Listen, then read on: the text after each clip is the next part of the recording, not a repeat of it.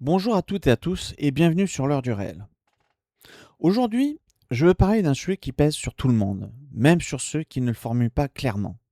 Ce sujet, c'est la peur. Pas la peur normale, pas la prudence, pas l'inquiétude légitime face à un danger réel. Non, je parle de cette peur permanente qu'on installe dans la tête des populations. Depuis plusieurs années, les Français vivent dans une ambiance de catastrophe continue. Un jour c'est la guerre, le lendemain c'est la maladie, ensuite c'est le climat, puis la Russie, puis les cyberattaques, puis la canicule, puis une nouvelle crise sanitaire, puis une nouvelle crise énergétique, puis une nouvelle crise économique. À force, il faut poser une question simple. Est-ce qu'on informe encore les citoyens ou est-ce qu'on les conditionne? Parce qu'un peuple qui a peur ne réagit pas comme un peuple libre. Un peuple qui a peur vote différemment. Un peuple qui a peur accepte plus facilement qu'on lui retire des libertés. Un peuple qui a peur accepte plus facilement de payer plus, de posséder moins, de se taire davantage, d'obéir plus vite. Un peuple qui a peur accepte plus facilement qu'on lui retire des libertés. Et c'est précisément ce climat-là que je vais dénoncer aujourd'hui. Je ne vais pas nier le réel. La guerre existe, les maladies existent, les vagues de chaleur existent, les tensions internationales existent, les cyberattaques existent, les manipulations étrangères existent. Mais le problème est ailleurs. Le problème, c'est l'utilisation politique de ces risques. Le problème, c'est la manière dont chaque danger réel devient une occasion de fabriquer de la peur, de l'urgence, de la culpabilité et de l'obéissance. Et ça, ce n'est pas une démocratie adulte. C'est une société mise sous pression permanente. Regardez le discours dominant aujourd'hui. Allumez une chaîne d'information. Écoutez les responsables politiques. Regardez les unes des journaux. C'est toujours la même musique. Guerre, maladie, climat, crise, menace, urgence, sacrifice. On ne parle presque plus aux Français de projet, de grandeur, de liberté, de travail, de transmission, de paix, de souveraineté populaire. On leur parle d'effondrement, on leur parle de menaces, on leur parle d'urgence, on leur parle de sacrifice. On leur explique que demain sera pire qu'aujourd'hui, que le monde devient invivable, que la guerre approche, que la planète brûle, que la prochaine crise arrive. Et quand un peuple entend tous les jours qu'il est au bord du gouffre, il finit par vivre mentalement au bord du gouffre. La peur devient alors un outil politique. Elle réduit le débat, elle écrase les questions, elle rend suspect celui qui réfléchit autrement, elle permet de dire ce n'est pas le moment de discuter, ce n'est pas le moment de critiquer, ce n'est pas le moment de contester, ce n'est pas le moment de demander des comptes. Parce qu'il y aurait urgence, parce qu'il y aurait menace, parce qu'il y aurait danger. Et à chaque crise, le mécanisme revient. Pendant une crise sanitaire, celui qui interroge certaines décisions devient irresponsable. Sur le climat, celui qui refuse le catastrophisme permanent devient dangereux. Sur la guerre, celui qui demande une analyse complète devient suspect. Sur la Russie, celui qui dit qu'il faut comprendre l'enchaînement historique est immédiatement accusé de faiblesse ou de complaisance. C'est ça le piège. On ne débat plus, on accuse. On ne démontre plus, on colle des étiquettes. On ne répond plus aux questions, on transforme le désaccord en faute morale. Et moi, je refuse ça. Prenons maintenant la Russie, l'Ukraine et cette fameuse, entre guillemets, guerre hybride dont on nous parle de plus en plus. Aujourd'hui, Emmanuel Macron, Ursula et beaucoup de dirigeants européens tiennent un discours de plus en plus militaire. On parle de menaces russes durables, on parle de réarmement, on parle d'économie de guerre, on parle de mobilisation de la nation, on parle de résilience, on parle de jeunesse à préparer, on parle de défense européenne, on parle de budget militaire en hausse. Officiellement, ils parlent aussi de paix. Il faut être exact. Ils disent vouloir une paix juste et durable. Ils parlent de cessez-le-feu. Ils parlent de garantie de sécurité. Très bien. Mais ce que les peuples entendent tous les jours, ce qui domine dans le climat politique et médiatique, ce n'est pas la paix. C'est la guerre. C'est la menace. C'est la Russie. C'est le réarmement. C'est la préparation. C'est le sacrifice. Alors, il faut poser la question. Où est le grand discours de paix? Où est la grande volonté diplomatique visible? Où est le message adressé au peuple européen pour dire nous ferons tout pour éviter que l'Europe s'enferme dans une logique de guerre durable. Où est le débat populaire? Où est le vote des peuples sur cette direction historique? Où est le consentement clair des citoyens? On nous parle de paix, parfois. Mais toute la dynamique nous pousse vers la guerre. Et ça, il faut le dire. Je ne dis pas que ces dirigeants souhaitent forcément une guerre totale demain matin. Je ne lis pas dans leur tête. Je regarde les faits, je regarde les mots, je regarde les budgets, je regarde les priorités, je regarde l'ambiance qu'ils installent. Et ce que je vois, c'est une marche mentale vers la guerre. On prépare les esprits, on prépare les budgets, on prépare l'industrie, on prépare la jeunesse. On prépare le pays à accepter l'idée que le conflit pourrait devenir notre horizon. Mais un peuple libre doit avoir le droit de dire « Stop ! Nous voulons la paix, nous voulons la diplomatie, nous voulons la sécurité. Oui, mais pas la fuite en avant. Nous voulons protéger la France, oui, mais pas être entraîné dans une logique que personne n'a clairement validée. Vouloir la paix, ce n'est pas être faible. Vouloir la paix, ce n'est pas servir la Russie. Vouloir la paix, ce n'est pas abandonner les Ukrainiens. Vouloir la paix, c'est refuser que l'Europe devienne prisonnière d'une logique de confrontation permanente. Et c'est précisément cette parole-là qui manque aujourd'hui. On nous parle beaucoup de guerre hybride. Alors expliquons simplement. La guerre hybride peut désigner des cyberattaques, des sabotages, de l'espionnage, des ingérences, des campagnes d'influence, des manipulations de l'information. Donc oui, cela existe. Ce n'est pas imaginaire. Des puissances étrangères peuvent chercher à affaiblir la France. Mais le problème, c'est l'usage politique de ce terme. Guerre, entre guillemets, guerre hybride. C'est devenu un mot extrêmement pratique. Une cyberattaque, guerre hybride. Une campagne d'influence, guerre hybride. Une panne suspecte, guerre hybride. Une rumeur, guerre hybride. Une contestation intérieure influencée de l'extérieur, guerre hybride. À force, le citoyen ne comprend plus exactement de quoi on parle. Il comprend seulement qu'il doit avoir peur. Et là, il y a danger. Parce qu'un mot flou permet des réponses floues. Un mot extensible permet des mesures extensibles. Un mot qui peut tout englober peut finir par justifier beaucoup de choses. Un État sérieux doit nommer précisément les menaces. Il doit dire ce qui est confirmé, ce qui est probable, ce qui est possible, ce qui relève de l'hypothèse, ce qui relève de la propagande, ce qui relève de l'agitation médiatique. Un État sérieux éclaire son peuple. Il ne l'enveloppe pas dans une brume anxiogène. Gouverner, ce n'est pas faire peur. Gouverner, c'est donner au peuple les moyens de comprendre et d'agir. Et maintenant, il faut arrêter de raconter l'histoire comme si elle avait commencé en février 2022. Soyons clairs. La Russie a envahi l'Ukraine, c'est un fait. C'est une guerre d'agression. C'est une rupture majeure du droit international. Il ne faut pas mentir là-dessus. Mais ce fait ne donne pas le droit d'effacer tout ce qui précède. Ce n'est pas parce que la Russie a attaqué que nous devons accepter une version simplifiée, morale, presque enfantine, où l'Occident aurait toujours été pur, transparent, pacifique, innocent, et où le reste devrait disparaître. La réalité est plus dure. Les accords de Minsk devaient officiellement permettre une désescalade dans le Donbass. Or, Angela Merkel a reconnu que ces accords avaient donné du temps à l'Ukraine pour renforcer ses défenses.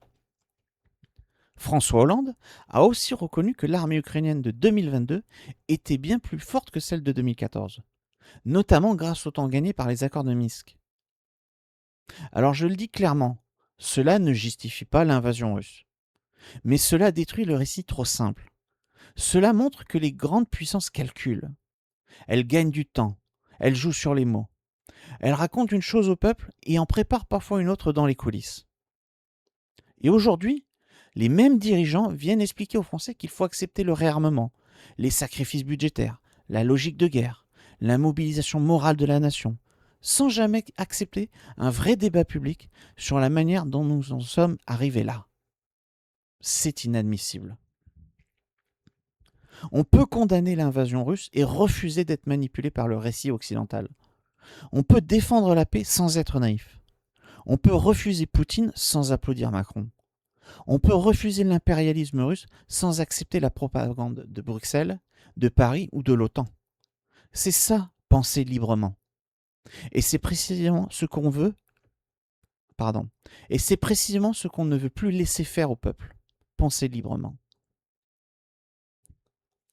Le même mécanisme existe avec le climat.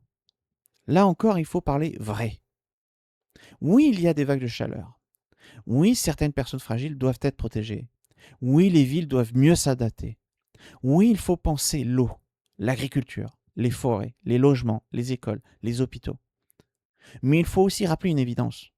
Le climat de la Terre a toujours changé. Avant l'homme moderne, il y a eu des périodes plus chaudes, des périodes plus froides, des glaciations, des variations naturelles majeures. La planète n'a jamais été un objet figé. Elle n'a jamais été une machine parfaitement stable. Donc il faut arrêter de parler aux gens comme à des enfants. Le climat est un sujet complexe. Il mérite de la science, il mérite de la prudence, il mérite des solutions concrètes. Il ne mérite pas le chantage émotionnel permanent. Le JSE affirme que l'influence humaine joue un rôle majeur dans le réchauffement récent. Il faut le dire. Mais cette réalité ne donne pas un permis pour transformer chaque été en apocalypse médiatique. Elle ne donne pas un permis pour culpabiliser le Français ordinaire qui prend sa voiture pour aller travailler.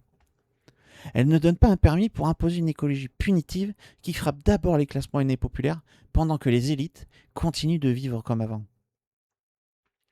La vraie question politique est simple. Est-ce qu'on protège les populations ou est-ce qu'on utilise le climat pour leur apprendre à renoncer ? Renoncer à leur voiture, renoncer à leur maison, renoncer à leur chauffage, renoncer à leur liberté de circuler, renoncer à leur niveau de vie, renoncer à leurs habitudes. Toujours au nom de l'urgence, toujours au nom du bien, toujours au nom d'un futur catastrophique. Mais au bout d'un moment, il faut demander, qui paie vraiment ? Qui change vraiment de vie ? Est-ce que ce sont les dirigeants, les grands groupes, les ultra-riches, les institutions internationales ? Ou est-ce que c'est encore le Français moyen, celui qui paye, qui travaille, qui obéit, et à qui on explique qu'il est coupable dès qu'il vit normalement ? Voilà le sujet. Ce n'est pas nier le climat, c'est refuser l'exploitation politique de la peur climatique, tout simplement. Et ce mécanisme ne s'arrête pas à la guerre ou au climat. On l'a vu avec les maladies, on l'a vu avec les crises sanitaires, on l'a vu avec l'énergie, on l'a vu avec l'économie. À chaque fois, c'est le même logiciel.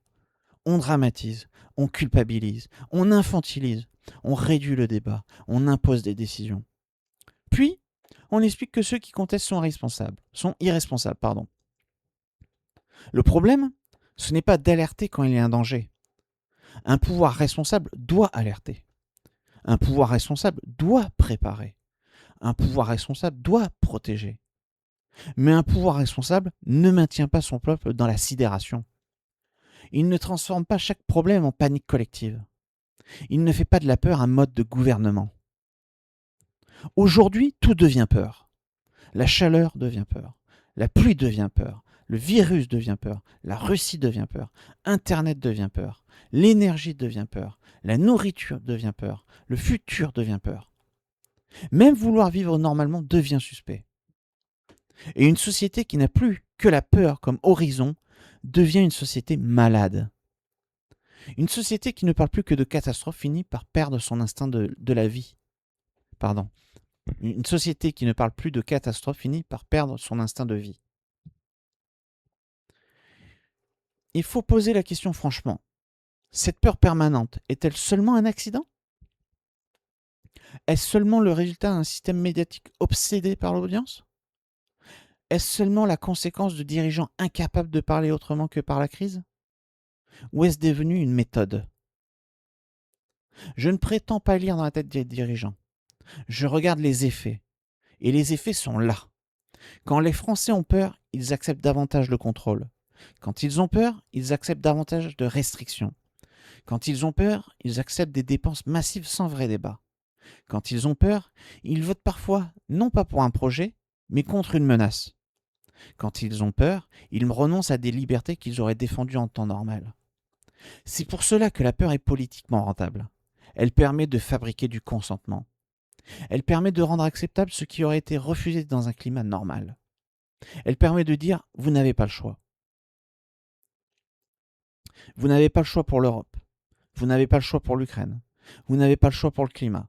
Vous n'avez pas le choix pour les restrictions. Vous n'avez pas le choix pour les sacrifices. Vous n'avez pas le choix pour votre argent. Vous n'avez pas le choix pour vos libertés. Mais si le peuple n'a jamais le choix, alors il n'est plus souverain. Il devient spectateur. Il devient payeur. Il devient exécutant. On lui demande d'avoir peur au bon moment, de voter correctement, puis de payer. Et ça, ce n'est pas de la souveraineté populaire. C'est la dépossession politique. Un État sérieux devrait faire exactement l'inverse.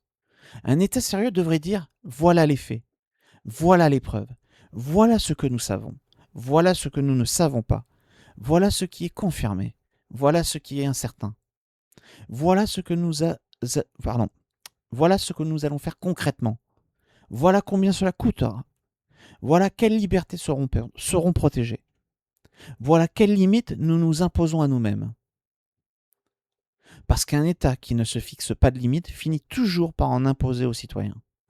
Et c'est là le danger. La peur justifie presque tout.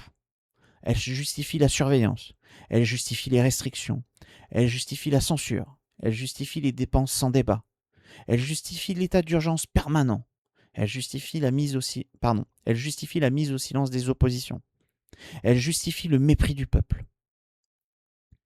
Mais une démocratie ne peut pas vivre éternellement en état d'alerte.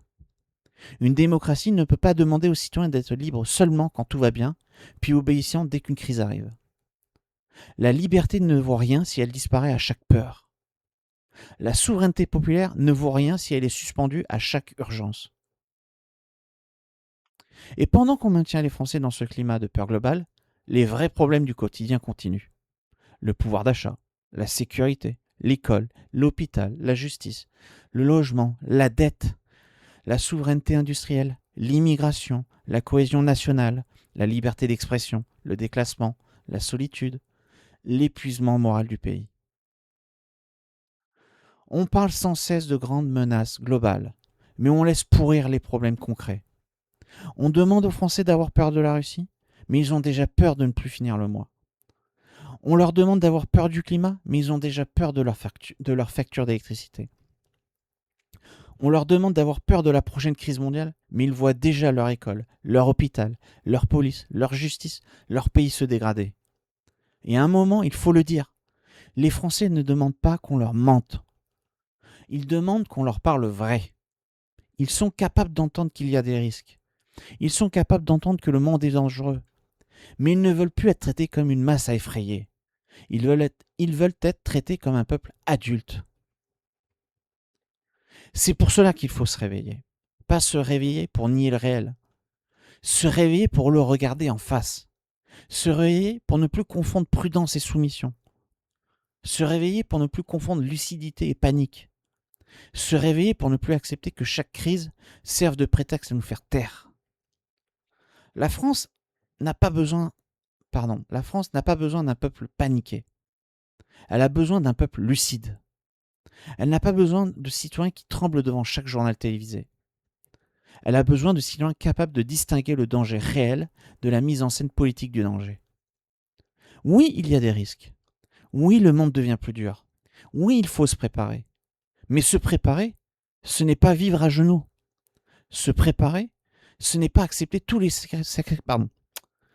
préparer, ce n'est pas accepter tous les sacrifices sans discussion. Se préparer, ce n'est pas croire sur parole des dirigeants qui se trompent depuis des années. Se préparer, ce n'est pas abandonner notre liberté mentale. La vraie résistance commence là. Refuser que la peur pense à notre place. La peur détruit l'intelligence collective. Quand on a peur, on cherche un sauveur. Quand on a peur, on veut une consigne. Quand on a peur, on supporte moins la contradiction. Quand on a peur, on préfère parfois une fausse certitude à une vraie réflexion. C'est pour ça que le pouvoir aime la peur. Parce qu'elle simplifie le monde. Elle fabrique des camps. Les responsables contre les irresponsables. les gentils contre les méchants, les pro-européens contre les prétendus traîtres, les raisonnables contre les supposés extrémistes. Toujours les mêmes étiquettes, toujours la même police morale, toujours la même technique. Empêcher les gens de penser par eux-mêmes. Mais penser, ce n'est pas trahir. Questionner, ce n'est pas désinformer. Refuser la panique, ce n'est pas nier les dangers. Vouloir la paix, ce n'est pas servir l'ennemi. Refuser l'écologie punitive, ce n'est pas vouloir détruire la planète. Refuser la peur sanitaire permanente, ce n'est pas mépriser les malades. Ce sont des distinctions simples. Et pourtant, notre époque les refuse, parce qu'un citoyen qui distingue clairement les choses devient plus difficile à manipuler. Alors oui, il faut dénoncer ce climat. Il faut dénoncer cette manière de gouverner par sidération. Il faut dénoncer cette répétition permanente. Guerre, maladie, climat. Il faut dénoncer cette stratégie qui consiste à faire croire au peuple qu'ils sont toujours coupables, toujours menacés, toujours en retard, toujours irresponsables, toujours dépendants d'une élite qui saurait mieux qu'eux. Non. Le peuple français n'est pas un enfant. Les Français n'ont pas besoin d'être dressés par la peur. Ils ont besoin d'être respectés. Ils ont besoin d'être informés. Ils ont besoin d'être protégés. Et surtout, ils ont besoin de retrouver leur force intérieure. La peur est utile quand elle alerte. Elle devient dangereuse quand elle gouverne. Un pouvoir responsable peut dire « Attention, il y a un risque ». Un pouvoir dangereux dit « Ayez peur, acceptez, obéissez ». Un média utile peut informer sur une menace. Un média toxique transforme chaque menace en feuilleton anxiogène. Un citoyen adulte peut entendre la vérité. Mais il ne doit jamais accepter qu'on utilise la vérité pour le mettre à genoux. Voilà le cœur du sujet. Nous ne devons pas nier les risques. Nous devons refuser leur exploitation. Nous ne devons pas fermer les yeux sur le monde. Nous devons refuser qu'on nous vole notre liberté intérieure au nom du monde. Nous ne devons pas être naïfs. Nous devons être lucides. Et la lucidité, aujourd'hui, c'est de comprendre que la peur est devenue l'une des grandes méthodes de gouvernement. Guerre, maladie, climat, crise, menaces, urgence, sacrifice, obéissance. Voilà la chaîne mentale qu'on veut imposer au peuple. Il faut la briser. Pas par le chaos, pas par la haine, pas par le mensonge, mais par le réel, par la cohérence, par le courage de penser, par le refus d'être infantilisé, par le refus d'être gouverné comme un troupeau, par le refus d'être gouverné comme un troupeau inquiet. La France n'a pas besoin de trembler. La France a besoin de se tenir debout. Et un peuple debout, ce n'est pas un peuple qui nie les dangers. C'est un peuple qui refuse que les dangers deviennent des chaînes. La peur peut réveiller un peuple quand elle lui montre un réel danger. Mais quand elle devient permanente, répétée, organisée, elle ne réveille plus. Elle domestique. Et moi, je crois qu'il est temps que les Français arrêtent d'être domestiqués par la peur. Il est temps de redevenir un peuple lucide, libre, adulte. Un peuple qui regarde le réel. Un peuple qui refuse la propagande. Un peuple qui veut la paix sans baisser la tête. Un peuple qui n'a plus peur d'avoir raison. Merci à toutes et à tous d'avoir suivi cette vidéo. Si ce travail vous parle, si vous pensez qu'il faut remettre du réel, de la cohérence et du courage dans le débat public, abonnez-vous à la chaîne, partagez cette vidéo et laissez un commentaire. Parce que plus nous serons nombreux à refuser la peur comme méthode de gouvernement, plus il sera difficile de nous traiter comme un peuple qu'on peut faire trembler à volonté. À très bientôt sur l'heure du réel. Au revoir et merci.